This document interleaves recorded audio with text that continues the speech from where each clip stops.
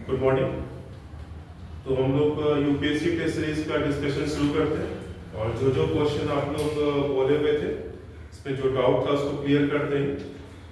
तो इसमें जो सबसे पहला क्वेश्चन ही जो पूछा गया था आर्ट एंड कल्चर से, नंबर 1, निम्नलिखित कथनों पर विचार कीजिए। और इसमें 3 ऑप्शन दिया गया है। पल्लवों ने चट्टानों से मंदिर खोदने की कला शुरू की। दूसरा विकल्प है मंदिर शैली स्थापत्य की द्रविड़ शैली की शुरुआत सातवाहनों द्वारा की गई। और तीसरा जो ऑप्शन है, चोरों ने पल्लवों की कला और स्थापत्य कला परंपरा को जारी रखा और विकसित किया। तो यहाँ पर जो हम लोग देखेंगे कि ऑप्शन यहाँ पे, तो पहला ऑप्शन जो है वो सही आपका आ जाएगा। उसके बाद तीसरा ऑप्शन है वो भी सही है, लेकिन मंदिर शैली स्थापत्य द्रविड़ शैली शुरुआत सातवाहनों द्वारा की गई, ये ऑप्शन सही नहीं है। तो क्वेश्चन नंबर 1 का जो आंसर हो जाएगा बी, यानी कि केवल 2। फिर क्वेश्चन नंबर 2, इनमें से कितने युग्म सही सुमेलित है? नंदा झील उत्तराखंड, हैदरपुर उत्तर प्रदेश, सतकोसिया गॉर्ज उड़ीसा और कांवड़ताल बिहार। तो यहाँ पे जो पहला ऑप्शन है यानी कि नंदा लेक, तो नंदा लेक जो होगा, जो रामसर स्थल है, ये उत्तराखंड में नहीं है बल्कि गोवा में स्थित है। तो इसलिए यहाँ पे जो आंसर हो जाएगा, कितने युग्म सही सुमेलित है? 4 युग्म यहाँ पे दिया गया है। तो 4 में से 3 सही है, तो 3 सही है, तो इसका आंसर यहाँ पे हो जाएगा केवल 3, यानी कि सी ऑप्शन में। क्वेश्चन नंबर 3, स्वायत्त जिला परिषद से संबंधित कथनों पर विचार कीजिए। और यहाँ पे 4 दिया गया है। संविधान की 6ठी अनुसूची में 4 राज्यों के अंतर्गत 15 स्वायत्त जिला परिषद है, ये कथन गलत है ये। उसके बाद ये क्षेत्र राज्य के कार्यकारी प्राधिकरण के दायरे में आते हैं, तो यहाँ सही है। राज्यपाल को ऐसे क्षेत्रों को बढ़ाने या नाम बदलने का अधिकार है और इन्हें विभिन्न विधायी, नागरिक और न्यायिक शक्तियां प्राप्त है। तो यहाँ पे 4 कथन जो दिया गया, जिसमें से 3 कथन यहाँ पे सही है। तो जो आंसर हो जाएगा क्वेश्चन नंबर 3 का सी, यानी कि केवल 3। इसी प्रकार से क्वेश्चन नंबर 4 देखते हैं। निम्नलिखित कथनों पर विचार करें। और जो पहला विकल्प दिया गया है कि सहकारी बैंक यानी कि कोऑपरेटिव बैंक सहकारी समितियों के रजिस्ट्रार तथा भारतीय रिजर्व बैंक के दोहरे नियंत्रण के अंतर्गत कार्य करते हैं, यह विकल्प सही है। और सहकारी बैंकों के प्रशासनिक मुद्दे भारतीय रिजर्व बैंक द्वारा निर्देशित होते हैं, यह कथन गलत है। तीसरा, जिला स्तर पर केंद्रीय सहकारी बैंक आते हैं। और चौथा, अन्योन्य सहकारी मंडली भारत में सबसे पहला सहकारी ऋण संघ था। और क्वेश्चन ये पूछा गया है कि उपरोक्त वर्णित कथन में से कितने सही है? तो यहाँ पे जब हम चौथा विकल्प देखेंगे, तो चौथा विकल्प में यहाँ पे 3 कथन ये हमारा सही आ जाएगा। क्वेश्चन नंबर 5, गुप्त काल को सही संस्कृत व्याकरण और साहित्य का स्वर्ण काल कहा गया, तो ये कथन सही है।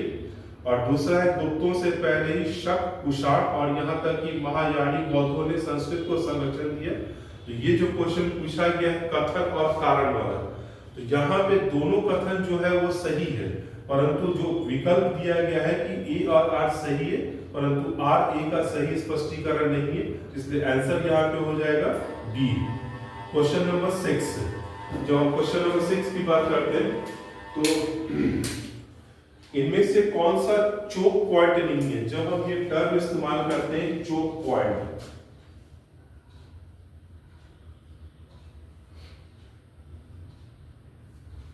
तो नेविगेशन के संदर्भ में चोक पॉइंट का मतलब ये निकलता है कि एक संकरा रास्ता या जिससे होके जहाज में कोई भी चीज गुजरते हैं, तो जहां पे ठहरने की भी व्यवस्था होती है। या choke point is a narrow strategic geographical feature और passage such as strait, valley और bridge that forces traffic never militated to pass through a restricted area. तो यहाँ पे विकल्प दिया गया है स्वेज नहर, पनामा नहर, तीसरा है पाक खाड़ी और मलक्का की खाड़ी। तो आंसर जो यहाँ पे हो जाएगा पाक खाड़ी, यानी कि ये चोक पॉइंट का उदाहरण नहीं है। क्वेश्चन नंबर 7 पे आते हैं। भारत के राष्ट्रपति के अभिभाषण पर धन्यवाद प्रस्ताव से संबंधित कितने कथन सही है? यानी कि यहाँ पे 4 ऑप्शन दिया गया है। नंबर 1, यह प्रस्ताव संविधान में वर्णित अनुच्छेदों से संचालित होता है।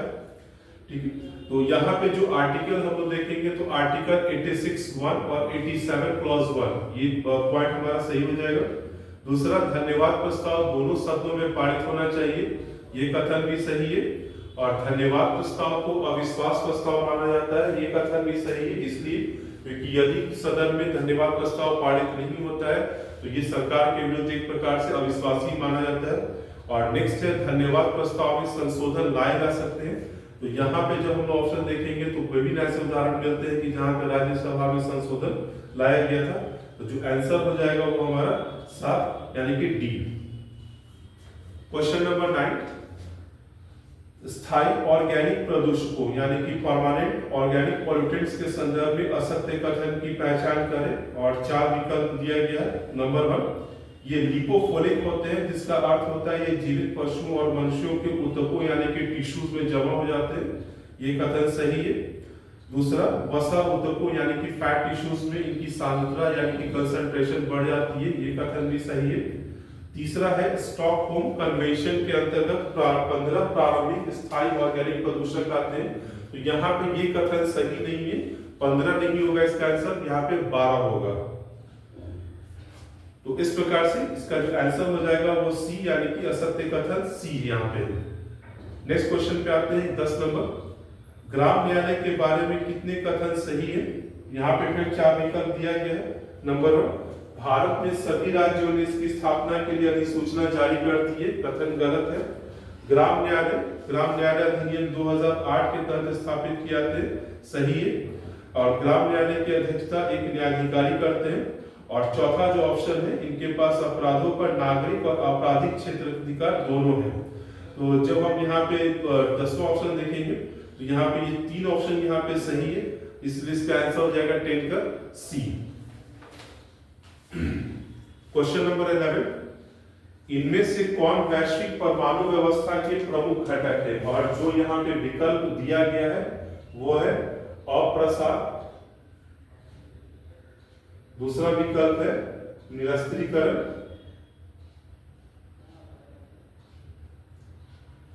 तीसरा विकल्प है परमाणु सामग्री सुरक्षा, और चौथा विकल्प है परमाणु ऊर्जा का सभी प्रकार का प्रयोग।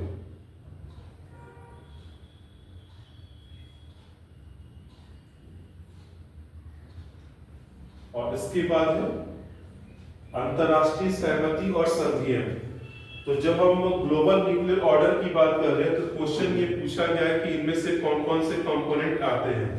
तो अप्रसार इसके अंतर्गत आ जाएगा, निरस्त्रीकरण आ जाएगा, परमाणु सामग्री सुरक्षा आ जाएगी, लेकिन सभी प्रकार का प्रयोग ये ऑप्शन नहीं होगा। और 5वां ऑप्शन भी जो दिया गया है अंतरराष्ट्रीय सहमति और संधियां, तो ये इसमें अंतर्गत आ जाएगा। तो बी ऑप्शन जो इसका होगा यानी कि 1, 2, 3 और 5, इसका आंसर हो जाएगा 11 का बी।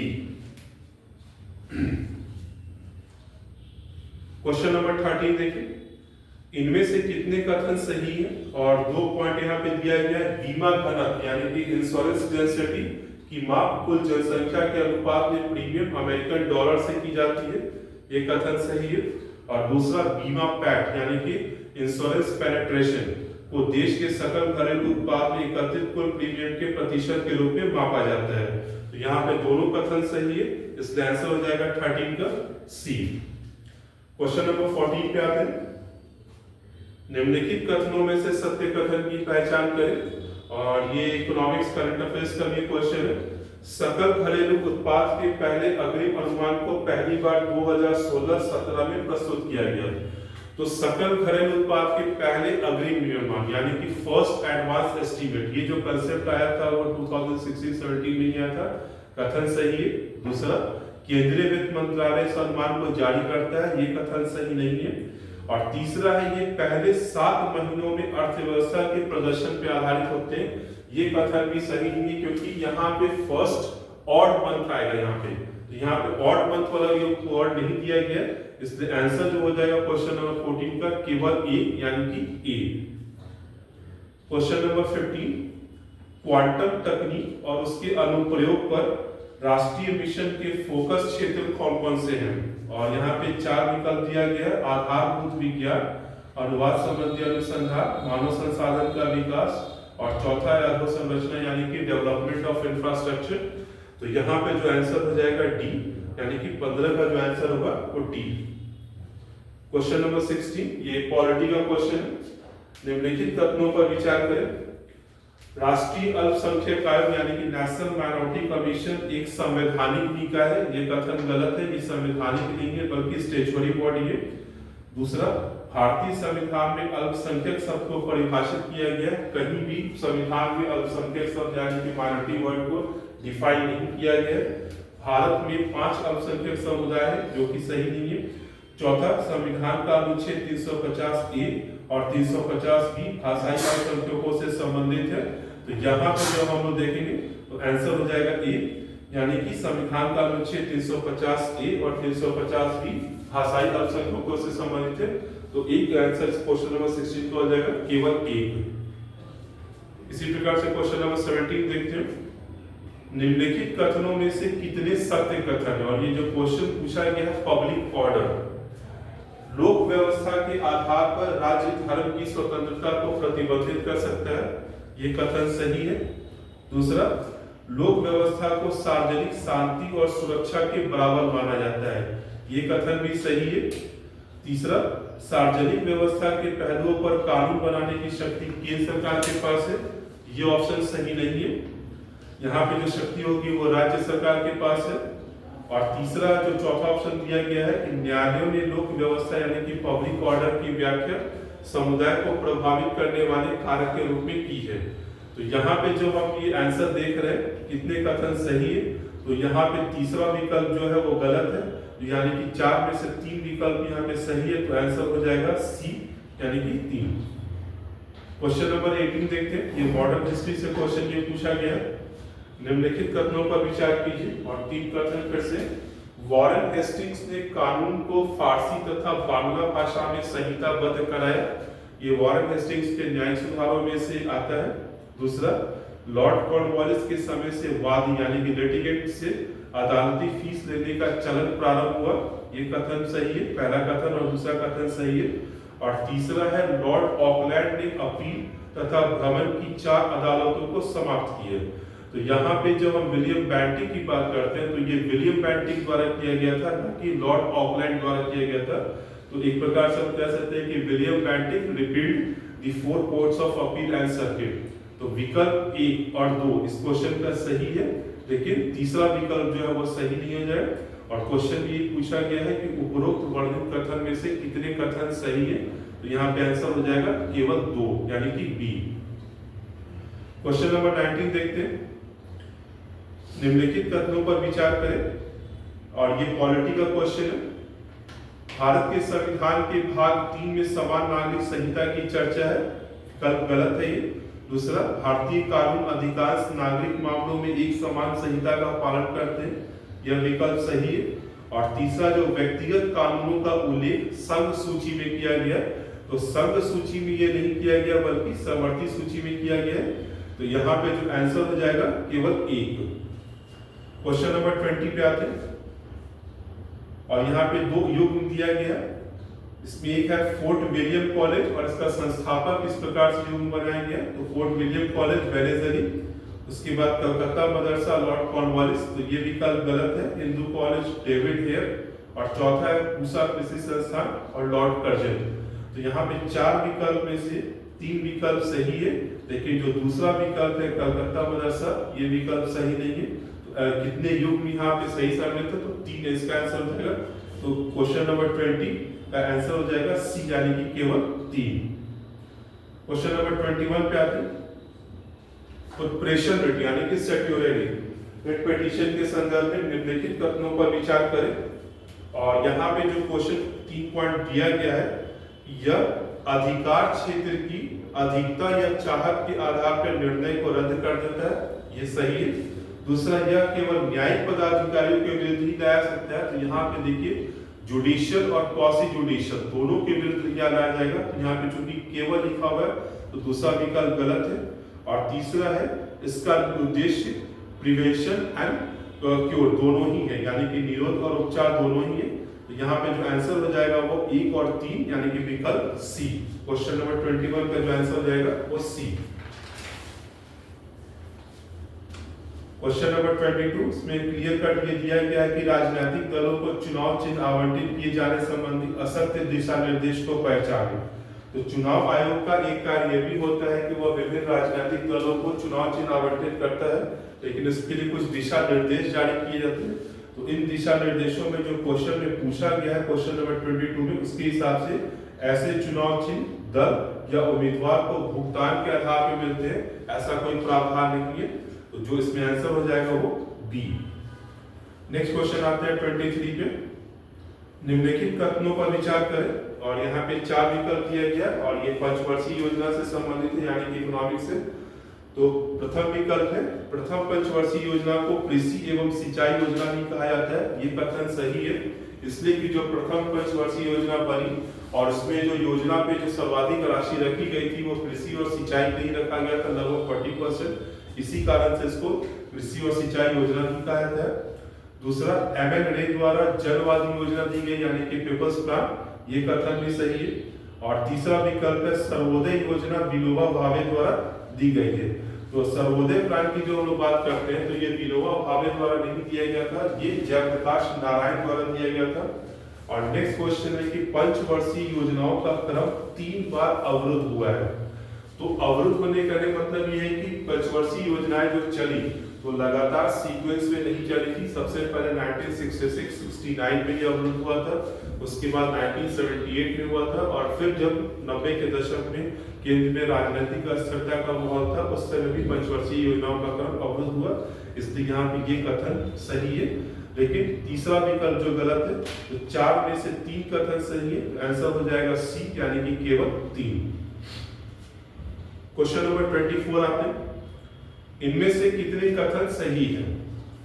नंबर 1, उपचारात्मक याचिका यानी कि क्यूरेटिव पिटीशन की अवधारणा भारतीय संविधान के अनुच्छेद 137 द्वारा समर्थित है।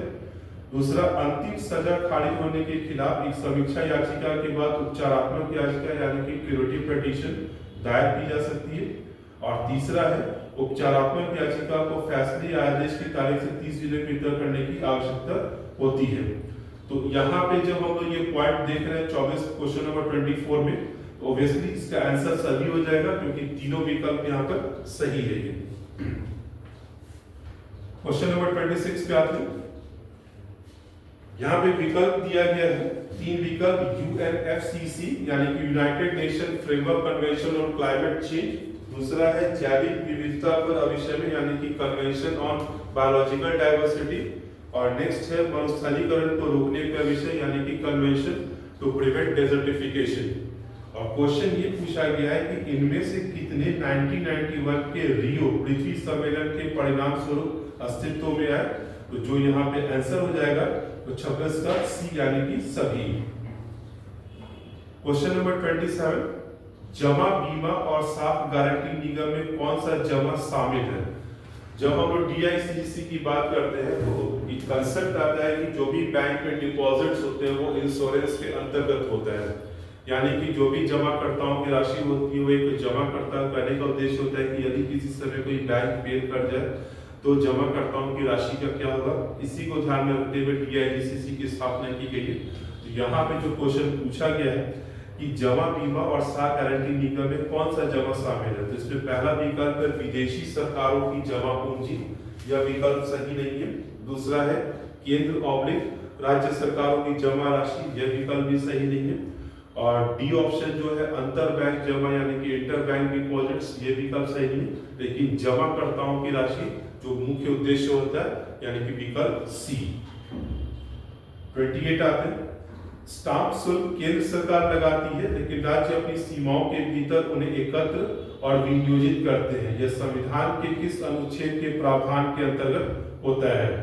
तो यहाँ पे जब हम लोग आंसर देखें 28 का तो ये हो जाएगा बी। क्वेश्चन नंबर 29 पे आते हैं, निम्नलिखित कथनों पर विचार करें। और यहाँ पे दिया गया है कि मतदान का अधिकार यानी कि राइट टू वोट मौलिक अधिकार के साथ साथ सामान्य कानूनी अधिकार है, तो ये विकल्प सही नहीं है।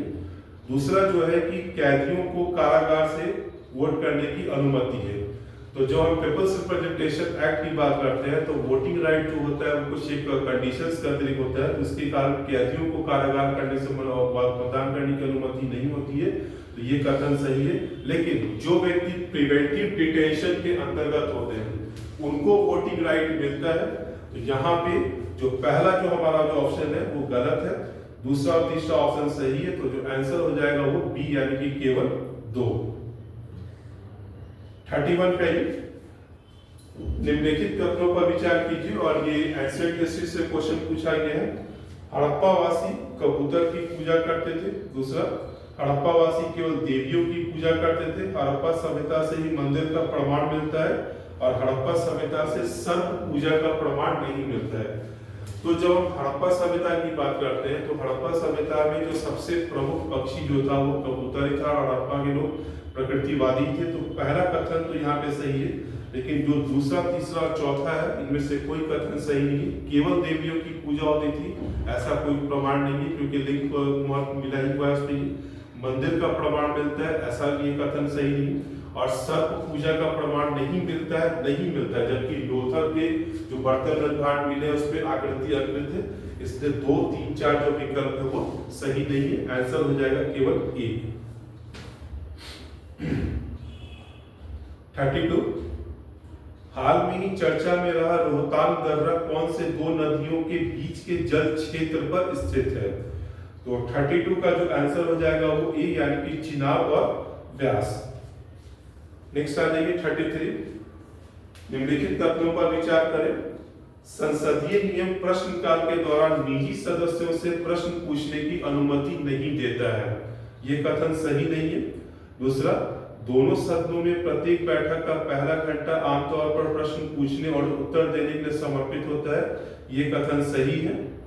उसके बाद तीसरा, संसदीय नियम या दिशा निर्देश प्रदान करते हैं कि सांसदों द्वारा किस प्रकार के प्रश्न पूछे जा सकते हैं, यानी कि यहाँ पे clear cut rules and regulation ये होते हैं जिसके आधार पे सांसद प्रश्न पूछ सकते हैं, यानी कि उन्हें हर तरह के प्रश्न पूछने की आजादी नहीं होती है।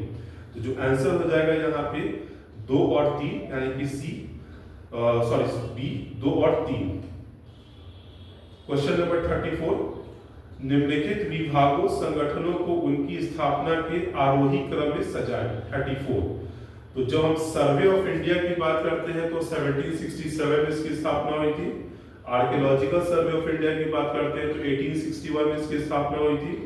द इंडियन मेट्रोलॉजिकल डिपार्टमेंट की बात करते हैं तो 1875 में, और जूलॉजिकल सर्वे ऑफ इंडिया की बात करते हैं तो ये 1916 में ये स्थापित हुआ था।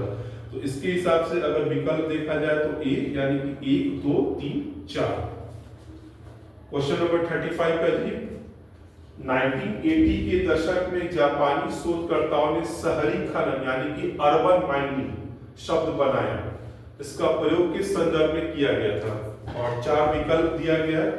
एल्युमिनियम बर्तनों का पुनर्चक्रण यानी कि रिसाइक्लिंग, दूसरा है प्रयोग में न लाए जाने वाले उपकरणों से दुर्लभ खनिजों का संग्रहण, तो यहाँ पे जो विकल्प हो जाएगा बी आंसर, वो इसका आंसर है ये बी, प्रयोग में न लाए जाने वाले उपकरणों से दुर्लभ खनिजों का संग्रहण। 36 आ जाइए, निम्नलिखित मंदिरों पर विचार करें, और यहाँ पे जो दिया गया है कैलाश मंदिर है,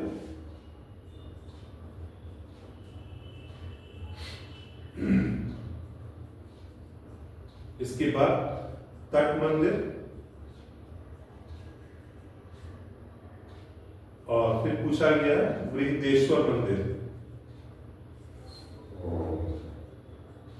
और इसके साथ पूछा गया कि इसके निर्माता कौन थे, तो कैलाश मंदिर राष्ट्रकूट, उसके बाद तट मंदिर पल्लव, और तीसरा बृहदेश्वर मंदिर पांड्य। तो तीसरा विकल्प जो है पांड्य वो सही नहीं होगा, क्योंकि यहाँ पे वो हो जाएगा चोल।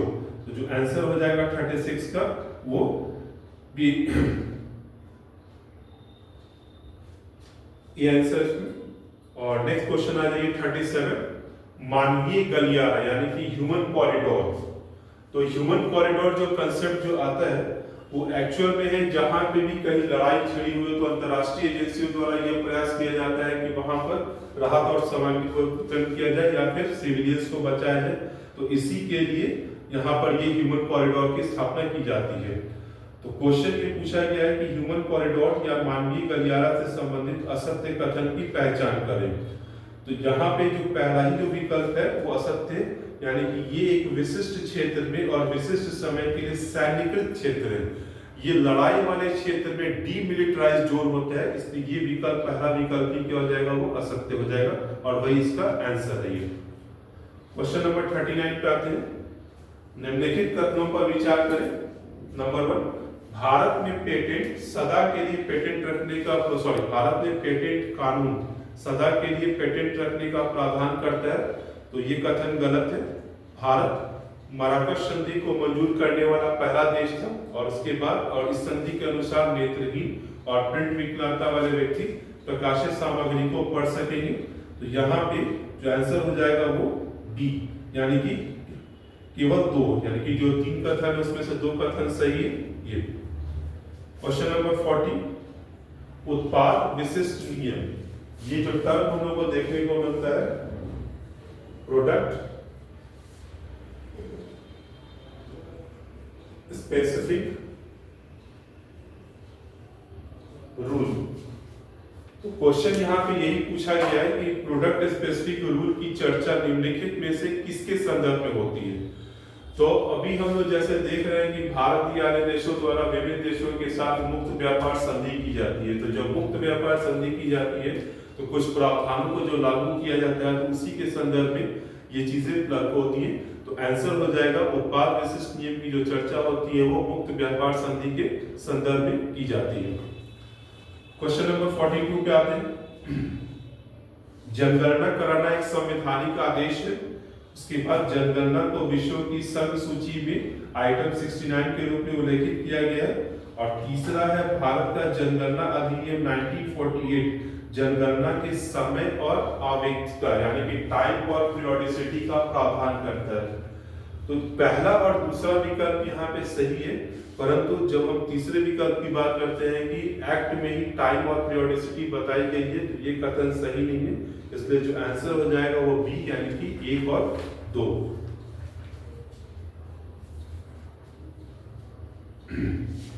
क्वेश्चन नंबर 47, ट्रैफिक संगठन के संदर्भ में निम्नलिखित में से कौन सा कथन गलत है। और यहाँ पे 4 विकल्प दिया गया है। यह जीवों और वनस्पतियों के अवैध व्यापार से संबंधित है, सही है। ये इसकी स्थापना वर्ष 1976 में की गई थी, सही है। इसका मुख्यालय लंदन में, ये विकल्प भी सही है। लेकिन जब हम लोग चौथे विकल्प को देखते हैं, यह मानव व्यापार को रोकता है यानी कि ह्यूमन ट्रैफिकिंग, तो ये विकल्प सही नहीं है यहाँ पे। तो आंसर हो जाएगा केवल 3। क्वेश्चन नंबर 48, ये हिस्ट्री का है लेकिन एजर्सन रीजन वाला ये क्वेश्चन है। प्रभावती गुप्ता चंद्रगुप्त द्वितीय की पुत्री थी ने वाकाटक नरेश रुद्रसेन से विवाह किया और कारण दिया गया चंद्रगुप्त शकों के विरुद्ध वाकाटक नरेश से सहायता लेना चाहता था। तो यहाँ पे जो आंसर हो जाएगा ई और आर दोनों सही है और आर ए का सही स्पष्टीकरण है। तो आंसर ए यहाँ पे है। क्वेश्चन नंबर 49 पे आते हैं। ये पॉलिटी का क्वेश्चन है। निम्नलिखित में से कितने भारत के संविधान के अनुच्छेद 20 में समाहित है। पूर्वव्यापी कानून, दूसरा निवारक विरोध यानी कि प्रिवेंटिव डिटेंशन, दोहरा संकट या डबल जियोपार्डी, और चौथा है आत्मविसंसन। तो यहाँ पे जब हम दूसरे विकल्प को देखेंगे प्रिवेंटिव डिटेंशन, तो ये आर्टिकल 20 में नहीं आता है। तो यहाँ पे जो आंसर हो जाएगा सी, यानी कि केवल 3। क्वेश्चन नंबर 50 पे आते हैं। जब केंद्र सरकार किसी राज्य को विशेष राज्य का दर्जा देती है तो इसका परिणाम होता है। भारत के विभिन्न राज्यों द्वारा यह समय समय पर मांग की जाती है कि विशेष राज्य का दर्जा दिया जाए, तो इसके पीछे एक्चुअल में उद्देश्य होता है क्या है, यही क्वेश्चन ये पूछा गया। तो जो हम यहाँ पे विकल्प जो सही विकल्प है कि इसका परिणाम ये निकलता है कि केंद्रीय सहायता का एक बड़ा हिस्सा राज्य को प्राप्त होने लगता है। क्वेश्चन नंबर 51, ये पॉलिटी ऑफ क्वेश्चन है। निम्नलिखित कथनों पर विचार करें। भारतीय संविधान के अनुच्छेद 5 के तहत प्रारंभ में भारत में इसके लागू होने से पहले 26 जनवरी 1950 जन्म दिन में किसी व्यक्ति को जन्म से ही नागरिकता प्रदान की गई, कथन सही है। और नागरिकता अधिनियम 1955 ने जन्मजात नागरिकता के दायरे का विस्तार किया, ये कथन भी सही है। और तीसरा, भारत का संविधान विभिन्न पहलुओं के अंतर्गत जन्मजात नागरिकता और प्राकृतिकरण द्वारा नागरिकता में अंतर करता है। तो जो तीसरा पॉइंट हम लोग देख रहे हैं, सिटीजनशिप बाय बर्थ और सिटीजनशिप बाय नेचुरलाइजेशन, तो भारत के संविधान में कहीं भी इस प्रकार का अंतर नहीं किया गया, जबकि अमेरिकी संविधान में हम लोग इस प्रकार का अंतर देखते हैं। तो यहाँ पे जो क्वेश्चन पूछा गया कि उपरोक्त वर्णित कथन में से कितने सही है, तो आंसर हो जाएगा केवल 2। क्वेश्चन नंबर 52, घरेलू प्रणालीगत रूप से महत्वपूर्ण बैंक यानी कि डीसिल, जब हम इस टर्म की चर्चा करते हैं डीसिल, तो आरबीआई समय समय पे ऐसे बैंकों की लिस्ट जारी करता है कि जो कि देश की अर्थव्यवस्था के लिए बहुत ही महत्वपूर्ण है और या जिनके फेल होने की दशा में अर्थव्यवस्था पे बुरा प्रभाव पड़ सकता है। तो क्वेश्चन ये पूछा गया है कि इसको डिटरमिन करने के लिए कितने कारकों का प्रयोग किया था, यानी कि जब आरबीआई ऐसे बैंकों की सूची जारी करता है तो इसके लिए कौन कौन से फैक्टर्स को कंसिडर किया जाता है। तो जिसमें से 4 यहाँ पे दिया गया, आकार, जटिलता, स्थिति और चौथा है प्रतिस्थापना का अभाव, यानी कि उस बैंक का कोई सब्स्टिट्यूट अवेलेबल नहीं है। तो यहाँ पे जो ऑप्शन हो जाएगा वो डी, यानी कि सभी। क्वेश्चन नंबर 53, निम्नलिखित पर विचार करें और यहाँ पे कुछ इंश्योरेंस कंपनी की नाम दी गई, new India assurance, oriental assurance, United assurance और चौथा है नेशनल इंश्योरेंस। और क्वेश्चन ये पूछा गया है कि उपरोक्त वर्णित में कौन से सार्वजनिक क्षेत्र के जीवन बीमा कंपनी यानी कि लाइफ इंश्योरेंस कंपनी है। तो एक्चुअल में जो ये कंपनियां जो मेंटेन की गई है वो लाइफ इंश्योरेंस कंपनी नहीं है बल्कि नॉन लाइफ इंश्योरेंस कंपनी है। तो चारों यहाँ पे कोई विकल्प सही नहीं होगा, तो डी इसका आंसर हो जाएगा कोई नहीं, यानी कि 4 में से कोई भी आपको जीवन बीमा कंपनी नहीं है बल्कि नॉन लाइफ इंश्योरेंस कंपनी है यहाँ पे। क्वेश्चन नंबर 55, यहाँ पे कथन और कारण दिया गया, सममंडल वायुमंडल का क्षेत्र है जहां गैसों का सम्मिलन होता है और उसके बाद विषम मंडल सममंडल के नीचे स्थित होता है। तो जो कारण वाला जो पॉइंट है विषम मंडल सममंडल के नीचे स्थित है, ये कथन सही नहीं है क्योंकि यह सममंडल के ऊपर होता है। तो आंसर यहाँ पे हो जाएगा ए सही है, आर गलत है। इसी प्रकार से 56 आ जाइए, ये इकोनॉमी का क्वेश्चन है। निम्नलिखित विनियमित इकाइयों पर विचार करें यानी कि रेगुलेटेड एंटाइटीज। तो जब हम रेगुलेटेड एंटाइटीज की बात करते हैं तो एक्चुअल में regulated entities are financial institutions and organisations operating in the financial sector that fall under the regulatory purview of central authority such as RBI. यानी कि भारत में वित्तीय दृष्टिकोण से रेगुलेटेड एंटिटी की बात करें तो उसमें से अधिकांशतः जो हो आरबीआई के अंतर्गत आते हैं। तो क्वेश्चन ये पूछा गया है कि उपरोक्त वर्णित विनियमित इकाइयों में कौन से हरित जमा को स्वीकृत करने के लिए अधिकृत यानी कि ग्रीन डिपॉजिट्स। तो विकल्प दिया गया है अनुसूचित व्यावसायिक बैंक, आरबीआई के पास पंजीकृत जमा स्वीकार करने वाले एनबीएफसी, नेक्स्ट है क्षेत्रीय ग्रामीण बैंक और चौथा है गृह वित्त कंपनी। तो 56 क्वेश्चन का आंसर हो जाएगा वो डी 1, 2 और 4, क्योंकि रीजनल रूरल बैंक्स को ग्रीन डिपॉजिट्स स्वीकार करने के लिए वो नहीं दिया गया है। नेक्स्ट आ जाइए 58, एलएनजी और राज्य दिया गया मुंद्रा, और ये महाराष्ट्र, दूसरा डाबून गुजरात एंड नॉर्थ तमिलनाडु और धामरा आंध्र प्रदेश। तो यहाँ पे पूछा गया कि उपरोक्त वर्णित युगों में से कितने सही है। तो जो यहाँ पे आंसर हो जाएगा वो ए यानी कि केवल 1। क्वेश्चन नंबर 61, भारत सरकार विभिन्न पहल के माध्यम से तकनीकी क्रांति की प्रगति को सक्रिय रूप से बढ़ावा दे रही है। निम्नलिखित में से कौन से उसमें शामिल यानी कि कौन कौन मिशन के तहत ये चीज किया जा रहा है। तो पहला पॉइंट यहाँ दिया गया नेशनल क्वांटम मिशन, सही है ये। दूसरा भारत एआई मिशन, ये विकल्प भी सही है। सेमीकंडक्टर मिशन, ये विकल्प भी सही है। अनुसंधान और विकास के लिए कोष यानी कि fund for research and development, यह विकल्प भी सही है। और पांचवा विकल्प है विज्ञान में प्राथमिक शिक्षा। तो यहाँ पे प्राथमिक शिक्षा वाला जो विकल्प है वो सही नहीं है क्वेश्चन के हिसाब से। तो जो आंसर हो जाएगा वो हमारा सी यानी कि 1, 2, 3 और 4। क्वेश्चन नंबर 62 पे आते हैं। निम्नलिखित कथनों पर विचार करें और यहाँ पे ये इकोनॉमिक का क्वेश्चन है, करंट अफेयर्स में ये चीज आया हुआ था। भारतीय रुपए में गिरावट ऐसे भारतीय कंपनियों पर बोझ बढ़ा देती है जिन्होंने विदेशी उधारकर्ताओं से धन लिया है, ये सही है।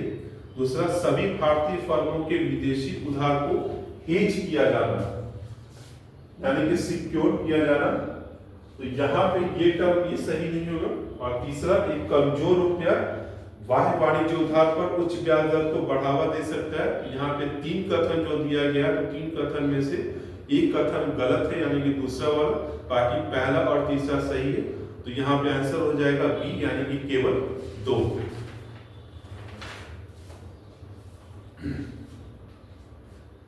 क्वेश्चन नंबर 64 पे आ जाइए। यहाँ पे पेयर्स के रूप में ये दिया गया है, यहाँ पे दिया गया है खनिज और कौन से उद्योग में प्रयुक्त होता है, तो लिथियम एवं cobalt, EV battery, electronic vehicle battery, सही है ये। दूसरा, ग्रेफाइट एवं निकल, बैटरी स्टोरेज अलॉस का यूज, ये क्या होगा। और वैनेडियम का जो होगा स्टील प्रोडक्शन, तो जो बी ऑप्शन है ग्रेफाइट एंड निकल और कुछ तकनीकी विनिर्माण, यह विकल्प सही नहीं है। तो कितने युग्म सही है, तो 3 में से 2 सही है, तो आंसर हो जाएगा बी, यानी कि केवल 2।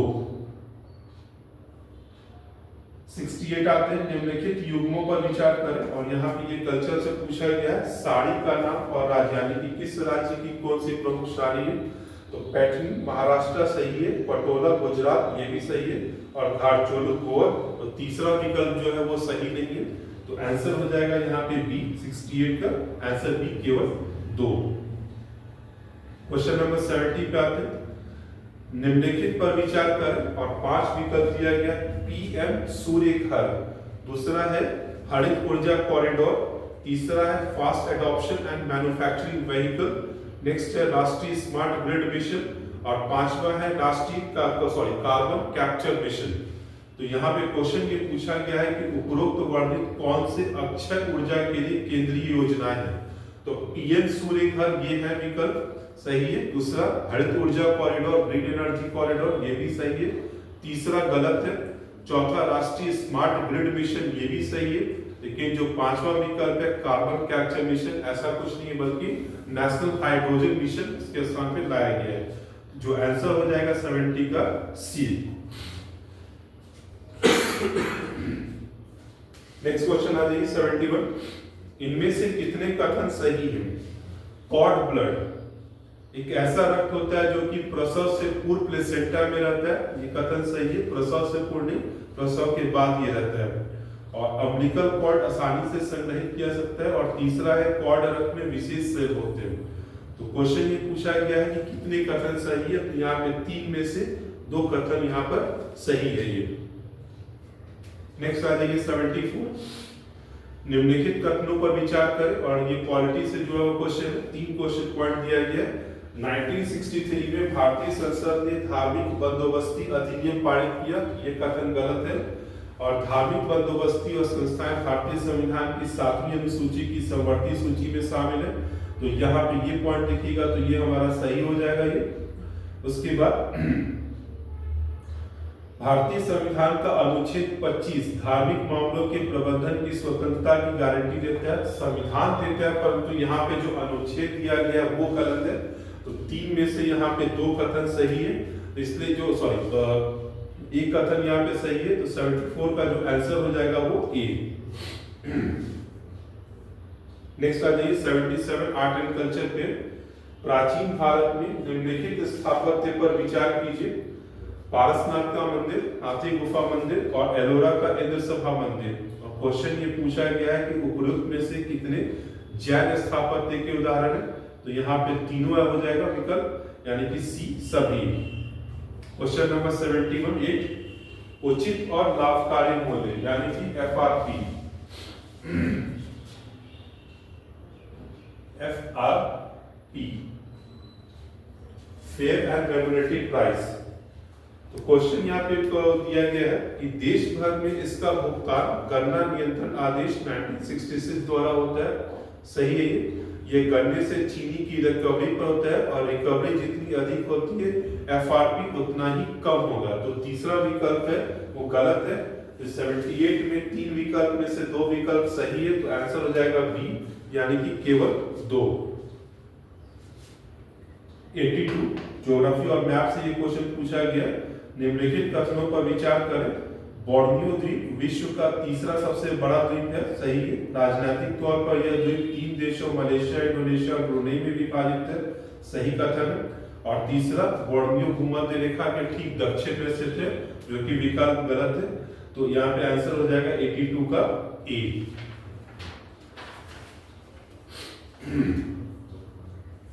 क्वेश्चन नंबर 84, निम्नलिखित कथनों पर विचार कीजिए। अनुसूचित बैंक ऐसे बैंक होते हैं जो बैंकिंग रेगुलेशन अधिनियम के अंतर्गत पंजीकृत होते हैं, तो यह विकल्प सही नहीं है। दूसरा, प्रत्येक अनुसूचित बैंक आरबीआई से बैंक दर पर ऋण लेने के लिए प्राधिकृत हो जाते हैं। और तीसरा है, एक अनुसूचित बैंक स्वतः समाशोधन गृह यानी कि क्लियरिंग हाउस का सदस्य हो जाता है। तो जो यहाँ पे हम लोग आंसर देखेंगे, तो ये आंसर हो जाएगा बी यानी कि केवल 2। क्वेश्चन नंबर 86, ये भी इकोनॉमिक्स से क्वेश्चन है। निम्नलिखित कथनों पर विचार करें। सार्वजनिक क्षेत्र के बैंकों की NARCL में मुख्य भागीदारी है, सही है जी। और निजी क्षेत्र के बैंकों की मुख्य भागीदारी IDRCL यानी कि बैड बैंक जो बनाया गया है, तो उसमें 2 कैटेगरी किया गया, NARCL और IDRCL। इसके बाद NARCL चिन्हित किए गए गैर निष्पादनीय संपत्ति को अधिकृत करेगा, ये भी कथन सही है। और चौथा है, IDRCL विशेष व्यवस्था के तहत ऋण समाधान प्रक्रिया को देखता है। तो यहाँ पे चारों विकल्प सही है, इसलिए आंसर हो जाएगा 86 का डी। 88 का आते हैं। निम्नलिखित कथनों पर विचार करें। वर्ष 2018 में भारत सरकार ने आकांक्षी ब्लॉक कार्यक्रम शुरू किया गया, तो यहाँ पे ये विकल्प क्या है, ये सही नहीं है। और आकांक्षी जिला कार्यक्रम आकांक्षी ब्लॉक कार्यक्रम पर आधारित है, तो ये कथन भी सही नहीं है। और जो नेक्स्ट है, भारत के सभी जिले आकांक्षी जिला कार्यक्रम के अंतर्गत आते हैं, तो यहाँ पे ये कथन भी सही नहीं है। तो आंसर हो जाएगा डी, यानी कि इनमें से कोई नहीं। क्वेश्चन नंबर 91, निम्नलिखित कथनों में से सत्य कथन की पहचान करो। और ये साइंस टेक्स्ट से जुड़ा गया है। नीला हाइड्रोजन यानी कि ब्लू हाइड्रोजन तब होता है जब प्राकृतिक गैस को हाइड्रोजन और CO2 में विभाजित किया जाता है, ये सही है आपका। दूसरा, हरित हाइड्रोजन केवल हाइड्रोजन और ऑक्सीजन उत्पन्न करता है, तो दोनों कथन सही है, इसलिए आंसर हो जाएगा सी, यानी कि उपयुक्त दोनों। क्वेश्चन नंबर 95, निम्नलिखित कारकों पर विचार करें। और यहां पे दिया गया है सीमित, जलवृत, नेक्स्ट है दाब, प्रवणता, और नेक्स्ट है ड्रिलिंग। और क्वेश्चन ये पूछा गया है कि उपरोक्त वर्णित कौन से कारक उत्सृत परिस्थितियों के लिए आवश्यक है, यानी कि आर्टेजियन कंडीशंस के लिए कौन कौन से फैक्टर रिस्पॉन्सिबल है। तो जो यहाँ पे आंसर हो जाएगा वो सी, यानी कि सभी। क्वेश्चन नंबर 96, हिंद प्रशांत आर्थिक रूपरेखा के निम्नलिखित स्तंभों पर विचार करें। यानी कि इंडो पैसिफिक इकोनॉमिक फोरम में कौन कौन से इसमें आते हैं वो हम लोग को देखना है। तो पूर्ति श्रृंखला यानी कि सप्लाई चेन, स्वच्छ अर्थव्यवस्था ग्रीन इकोनॉमी, नेक्स्ट है निष्पक्ष अर्थव्यवस्था, और चौथा है ग्रीन इकोनॉमी। तो यहाँ पे क्वेश्चन पूछा गया है कि भारत उपरोक्त वर्णित हिंद प्रशांत आर्थिक रूपरेखा के कौन से स्तंभों का हस्ताक्षर करता है। तो यहाँ पे जो आंसर हो जाएगा बी, यानी कि 1, 2 और 3। और लास्ट क्वेश्चन हम लोग देख लेते हैं 98, बाकी तो बता ही दिया मैंने। निम्नलिखित कथनों पर विचार करें। सार्वजनिक वितरण प्रणाली का उद्देश्य भारत में खाद्य सुरक्षा को सुनिश्चित करना है, ये सही है। संशोधित सार्वजनिक वितरण प्रणाली 1992 का उद्देश्य ग्रामीण क्षेत्रों में खाद्य सुरक्षा उपलब्ध कराना है, सही है। और लक्षित सार्वजनिक वितरण प्रणाली अटल बिहारी वाजपेयी सरकार के कार्यकाल में लाई गई थी, तो ये लाया गया था 1997 में, उस समय अटल बिहारी वाजपेयी सरकार नहीं थी, तो तीसरा विकल्प गलत है। तो आंसर हो जाएगा ए, यानी कि 1 और 2। तो ये हम लोग डिस्कशन हम लोग खत्म करते हैं। और कोई डाउट अगर होगा तो फिर आप उसको बता दीजिए। और जो भी व्यूअर्स वीडियो को देख रहे हैं, अगर आप इस वीडियो से जुड़े रहना चाहते हैं, चैनल से जुड़े रहना चाहते हैं, तो चैनल को लाइक जरूर कर दें और साथ साथ सब्सक्राइब भी कर दें, ताकि नेक्स्ट वीडियो का नोटिफिकेशन आपको मिलते रहे। धन्यवाद।